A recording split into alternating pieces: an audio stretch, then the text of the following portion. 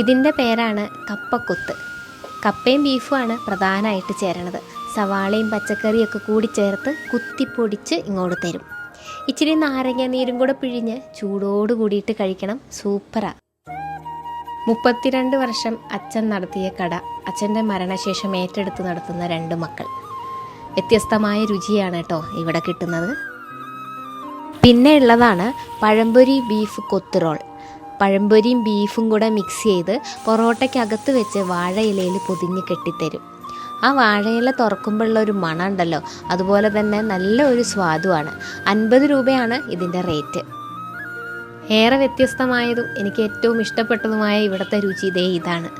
80 രൂപയാണ് കപ്പയും കാച്ചിലും ചേമ്പും ചേനയും മധുരക്കിഴങ്ങും എല്ലാം കൂടെ ചേർത്ത് പുഴുങ്ങിയത്. 2 കൂട്ടം ചമ്മന്തിയും ഉണക്കമീൻ വറുത്തതും അച്ചാറും ഇതിൻ്റെ കൂടെ വരുന്നുണ്ട്.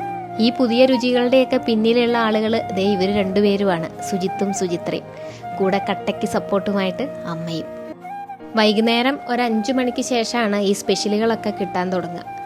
കൊല്ലം ജില്ലയിൽ കൊട്ടാരക്കര പനവേലിയിലാണ് ശരവണ ഹോട്ടലിൻ്റെ ലൊക്കേഷൻ വരണത്. MC റോഡിൽ നിന്ന് ഒരു 50 മീറ്റർ ഉള്ളിലേക്ക് മാറി ഒരു തോടിൻ്റെ കരയിലാണ് കടയിരിക്കുന്നത്. നിങ്ങൾക്ക് ലൊക്കേഷൻ ഗൂഗിൾ മാപ്പിലും കിട്ടും.